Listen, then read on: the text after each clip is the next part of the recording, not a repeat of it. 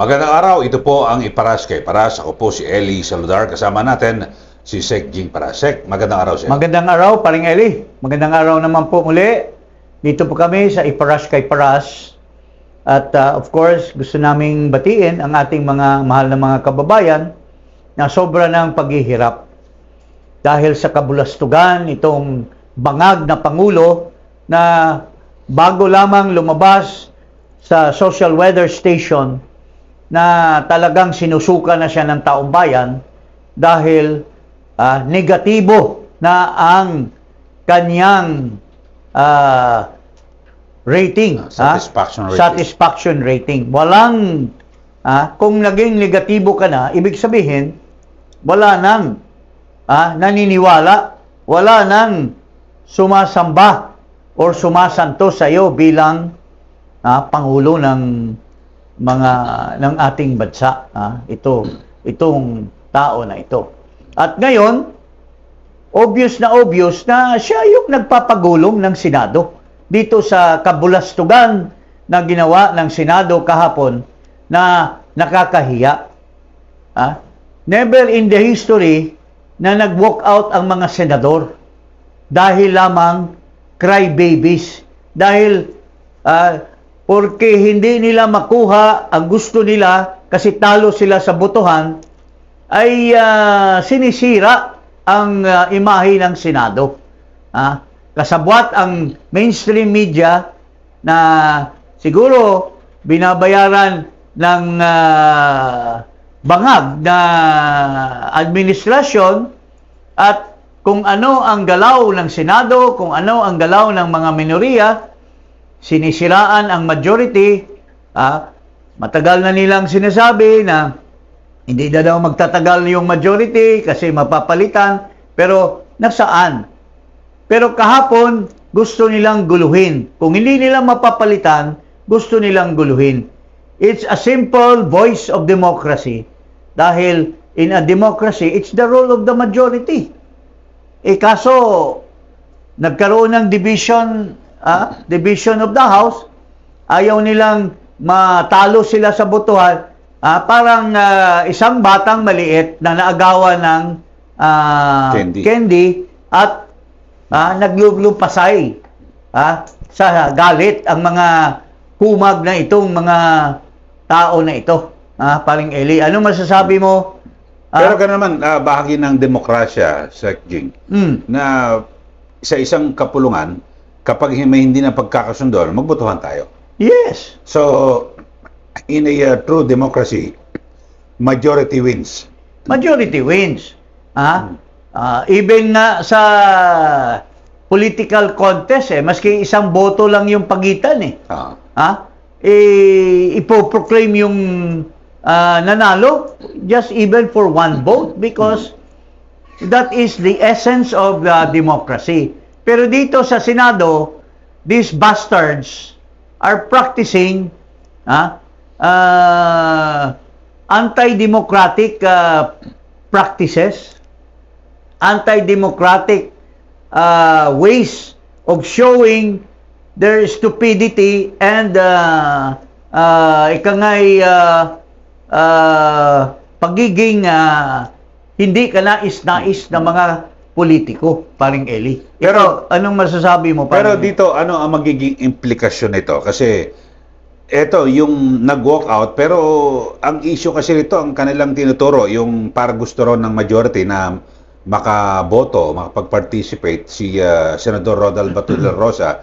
Pero kung ating babalikan sa nakaraan, ay sinubukan din naman nila na, di ba, Senator Laila de Lima na makapag-participate. Kaya nga, masyadong maiksi ang ano ba yung memorya. Lalo na itong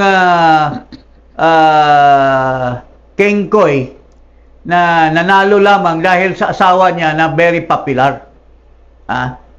Ito, ilang beses natalo ito sa Quezon City na tumakbong pero nung puhunan niya ay magkapangasawa ng isang megastar, kaya nanalo, ay kung ano-ano na yung pinaggagawa. Alam mo itong tao na ito, itong kumakain ng dahon ng saging, member ito ng isang fraternity. Hindi ko na lang banggitin kung anong fraternity. Ito ay sinipa ng kanyang fraternity. Dahil once upon a time, gumawa siya ng matinding kasinungalingan, tinraidor niya yung fraternity niya, at pinagbintangan pa yung isang miyembro na matino. Dahil siya ay nabili na noong kabila ng mga kaliwa na mga grupo. Kaya nga, tinalsik siya. Mabuti na lang, dahil sa panahon, nakalimutan at tinanggap uli. Pero maraming umaayaw. Pero pinagbigyan na lang dahil nakikiusap. Ganito din katindi itong ugali nitong tao na ito. So, ako, I will not mince words when it comes to a character of a person na yung ugali mo, doon pa lang sa bata ka pa at ambisyoso ka maging politiko, dinadala mo yung ugali mo sa Senado. Sana nakalimutan mo na yung masamang ugali mo na isang sinungaling at wag mong dalhin sa Senado. Kasi ito ay hinalal ka ng taong bayan. Pero sinabi nga nung iba nitong 2025 election, maraming nagsasabi na baka dagdag bawas yan. Kaya nanalo yung tao na yan. Well, that's neither here nor there. Naririnig ko lang sa mga usap-usapan. Eto, balikan lang natin yung noong 2021, merong Senate Resolution number 658 o 18 Congress. At ito sina Drilon, Ontiveros, Pangilinan at Recto. Nakalagay resolution to allow Senator Leila de Lima to participate in plenary sessions teleconferencing and committee hearings through teleconferencing and video teleconferencing or other forms of remote or electronic communications. So, kaya nga kinol nga yung attention niya ni Loren. So ang ibig sabihin nito, Sir Jig, kasi kakampi rin nila noon si De Lima. So ngayon pinapalabas na dahil sa kakampi naman ng bagong majority, si Bato, parang pinalilitaw What nila. is good for the goose is not good for the gander. Yes, parang gano'n. Napaka sama talagang ugali nitong kumakain ng dahon ng saging At pinag-anuhan siya, pinag-remind siya ni Loren. When Loren Legarda and Fernando Poe were running for president and vice president respectively, kami po, kasama namin itong tuta sen doon sa canvassing for Fernando Poe. Ako, si Ed Angara, si Manong Nene Pimentel, si Hunasan, kasama namin sa canvassing. Kasama din namin itong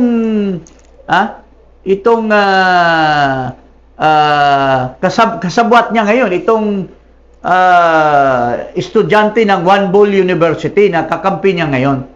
Pero nasa kabilang side sila.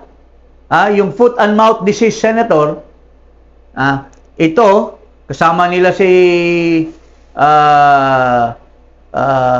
De Venecia noon, gusto nilang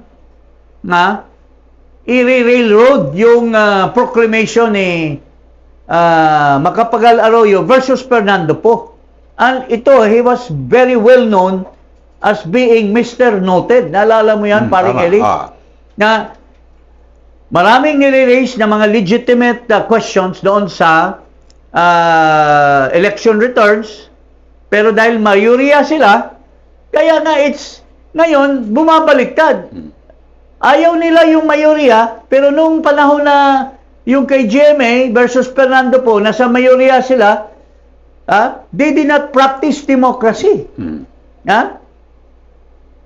Gusto nila, i-railroad nila yung tapos, pag may mga nire-raise, ito si Mr. Noted, itong kumakain ng banana leaf, ay ito yung henchman ni Frank Drilon noong panahon na yon na Mr. Noted. He was well known as Mr. Noted. Kaya pinaalalahanan siya ni Loren Regarda, who was then a candidate for the vice presidency at the time.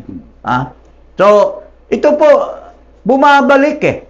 Kung masamang ugali mo, sooner or later, babalik din sa'yo yung mga kagagawa nyo. Tulad ng sinasabi ni Paring Eli, na noong si De Lima ay nakakulong, gusto nyo magkaroon ng amendment sa teleconferencing.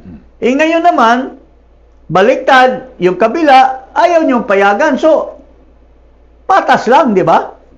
Pero, hindi na-realize nito, itong mga masamang ugali na, ano bang tawag mo dito, Tapero? BBM 11? Yung mga halik sa puwet ni Bangag 11, ay hindi naman natin masasabing hindi sila inuutusan ng Malacanang. Why? Because ang real story dito para Paring Eli ay itong 11, hindi naman talaga issue ito ng amendment, issue ito ng guluhin nila para hindi makapag-umpisa ang Blue Ribbon Committee na natatag na mag-umpisa ng investigasyon. Bakit ayaw nilang payagan? Dahil marami sa kanila mabubulatlat na mga tumanggap ng mga maleta. Mayroong isa dyan, yung One Ball. Galing sa One Ball University, sinabi ng ilang Marines, out of the 18 Marines, na tumanggap ng 5 maleta. Kung 70 million times, that's 350 million. Pare. So, yun po ang ito Pati naman. yung mga tumakbo ng 2025 elections. Yung sinabi naman ni Adrian Bersamin na kinapture doon sa laptop ni Lian Libiste at napanood ni Tinio, napanood ni Erice, nakalagay doon sa conversation di umano ni Bersamin at ni Marcos tungkol doon sa 8 billion na kickback. At sinasabi doon, nagre-report si Adrian Bersamin, sabi ni, as related by Erice at also by Tinio, nakalagay daw doon sa exchange of text messages na ang nakinabang doon sa 8 billion ay yung mga kandidato. Kandidato for senator. Sino bang nakiangka sa mayorya na tinutulak ni Bangag Jr. noon? Itong One Ball at itong Kuratong Baliling, senator. Magkano ba ang naibigay ng majority party sa inyo bilang mga kandidato? Kaya takot na takot kayo na pumaling na ngayon ang liderato ng Blue Ribbon at takot na takot kayo na hindi kayo nahihiya na tirahin nyo si Jinggoy, tirahin nyo si Joel Villanueva, pero ngayon the ball is in the other court. Takot na takot kayo at hinaharang nyo, making it appear na nagkaroon ng amendment, ayaw nyo ng botohan kasi gusto nyo pang itong Amerikano din, akala mo kung sinong malinis itong Amerikano na ito. Falsifying a document in the United States of America. Hindi na nahiya itong kumag na ito. I dare you. Aminin mo sa publiko na pinalsify mo yung birth certificate mo. Mr.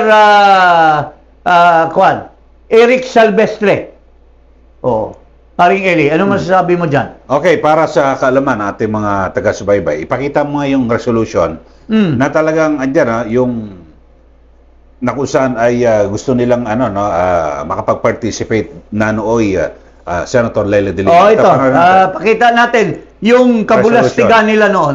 Resolution. Signed by Drilon, itong foot and mouth disease senator. Itong Huntay virus na 3 billion insertion according to Tunying.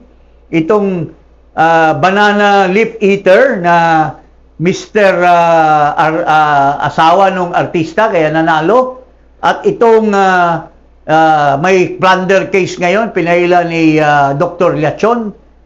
Itong pareho itong dalawa eh. Kaya sila nagkakasama dahil nanalo dahil sa asawa nila na artista. Anong pangalan nitong isa pa rin? ES Recto. Recto. Isa pa Rectum. resolution. Basahin mo yung resolution, paring Eli. Ayan, introduced by Senators Drilon, Monteveros, Pangilinan, and Recto to allow Senator Laila de Lima to participate in plenary sessions and committee hearings through teleconferencing, video teleconferencing, or other forms of remote or electronic communications. Tingnan mo. Balik mo. Tingnan mo. Sila mismo. Pero sinong tumayo at nanggugulo? Itong kumakain ng saging. Pero doon panahon na yun, walang nag-walk dahon out. ng saging. Yung panahon na yon na may resolution, walang nag-walk out. Walang nag-walk out. Walang nag-walk out. Pero kung sila naman ang natatapat, ay parang crybaby. Nag-walk out. At sinasabi nitong isang Amerikano na nakalusot lamang dahil sumipsip sa administrasyon, kaya takot na tumiwalag sa administrasyon nitong bangag dahil pagka nandito siya sa kabila, alam ko kakasuhan ni Remulla yan na hindi Pilipino. Kaya dikit ng dikit, kung sa ano pa yan, sa train naiwanan na pero tumakbo at ano ba yan sa Tagalog, nakakapyot. Nakakapit sa train. Kasi takot na takot kung nandito siya sa kabila ay tiyak na titirahin yung pagka-Amerikano niya. Kaya daldal ng daldal ngayon against the majority. Tapos sasabihin nitong kumag na ito, ano bang they are going to file this resolution, this amendment, dahil makukulong na sila. Oy, ikaw, Amerikano, I challenge you, saan mo nakuha yung, mayroon ka bang, kasabwat ka ba? Ikaw ba ang tinutulak mo ba na makulong yung mga kasama mo? Kasi alam mo na makukulong yung, wala pa nga, hindi pa nga na labas yung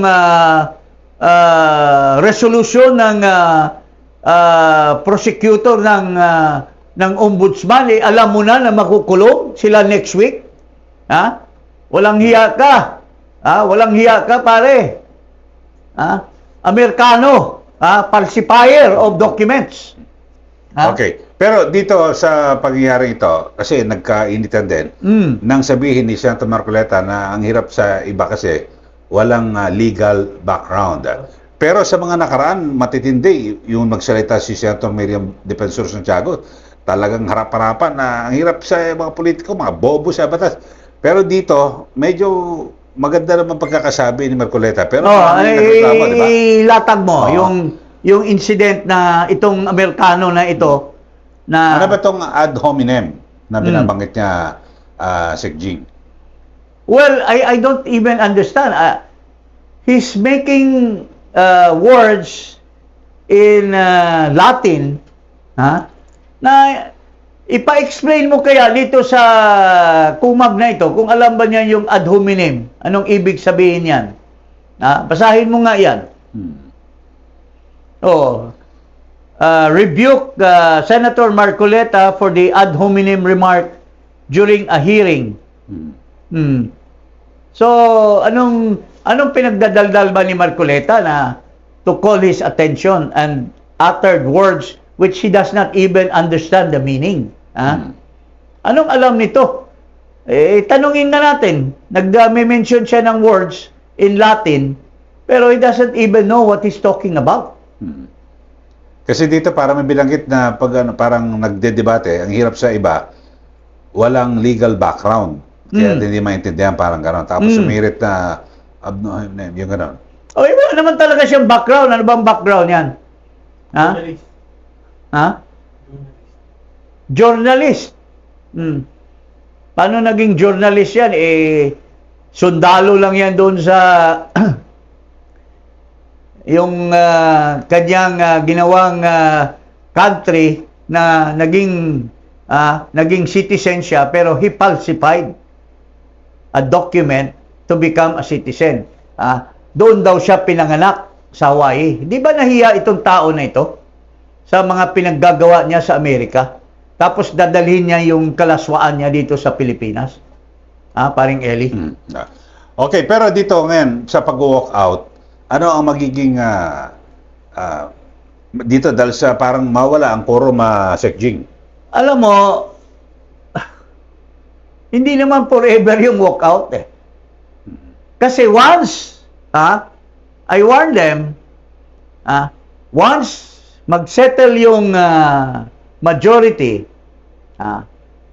kasi ganito yan eh, the rule of the majority prevail. So if there are present, halimbawa 12 ang present, what constitutes a quorum is 13 dapat di ba? Majority. May quorum naman noon eh, nung pag-umpisa. So kung hindi sila mag-a-appear, sinasabi nila forthwith, pinamadali nila. Can you imagine these people? Sala sa init, sala sa lamig. Sinasabi nila, wag niyong tagalin yung impeachment ni Sara. Pero mag-walk out kayo. So hindi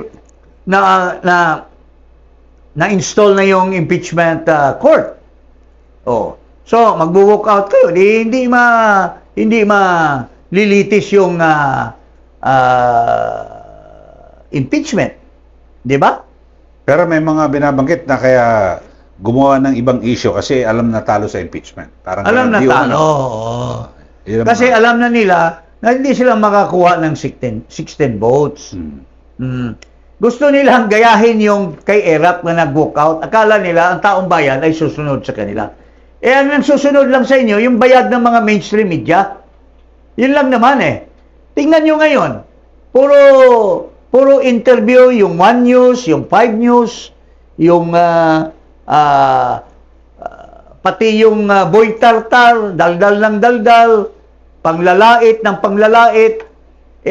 Ang atupagin mo, Boy Tartar, yung pagsipilyo ng ngipin mo dahil lumalabas yung tinga mo.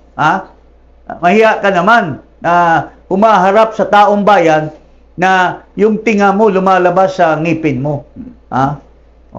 Okay, so abangan natin mga kababayan, mga mangyayari pa dyan sa susunod. Diyan po sa Senado. Can you give your final statement, paring Eli? Pero ako, ang masasabi ko lang dito, dahil sa, dami hong problema ng mga Pilipino, patuloy na buwabagsak yung piso natin, kontra dolyar, yung ating ekonomiya bagsak, na dapat ito pinapagtutunan ng pansin na ating mga opisyal ng gobyerno. Kaya lang, dito siya nangyayari, talagang dihado po ang mga Pilipino. So, as a parting word from my end, alam nyo, ang totoo niyan, sabihin ko sa iyo, mga mahal na mga kababayan, alibay lang nila itong walk out. Kasi, ang tunay talaga niyan, gusto nilang i-derail ang pag-convene ng Blue Ribbon Committee na tangay na ngayon ni Senator Pia Cayetano. At ang vice chairman ay si Marcoleta at saka si Jinggoy. Kasi pag-convene yan, siguradong ipapatawag yung mga testigo which really has a hand in the thievery. Yung pagnakaw, paglustay, pangurakot ng trilyon-trilyon na mga flood control projects that does not exist. At kasi itong mga taong ipapatawag, itong 18 Marines, ay siguradong ituturo itong mga miyembro nitong nag-walk out. Karamihan dyan, may insertions. Karamihan dyan tumanggap ng maleta. Di umano. base sa sinasabi ng mga 18 Marines. So, it goes without saying that it's not the impeachment of Vice President Sara, but it is act of investigating by the Blue Ribbon at matuturo ngayon like yung statement ni Saldico. Tinuturo ngayon itong mastermind. Tapos pag niya ipatawag si Martin Romualdez, ituturo ni Martin kung sino yung nag-utos sa kanya. So, yun ang takot nila. Kasi sinabihan sila nung amo nila na at all cost, you prevent the Blue Ribbon Committee to investigate. Kasi yun ang ginawa ni Lacson, nilihis niya ang issue doon sa pagnanakaw doon sa Blue Ribbon. Pero ngayon, mapapatunayan kasi tangay na nila ng majority. So yun lang po ang talagang real reason bakit nag-walk out itong mga kumag na ito. Okay. Okay, huwag pong kalimutan na mag-subscribe dito po sa Iparas kay Paras at i-click ang notification bell. Maraming salamat po. Magandang araw. Maraming salamat.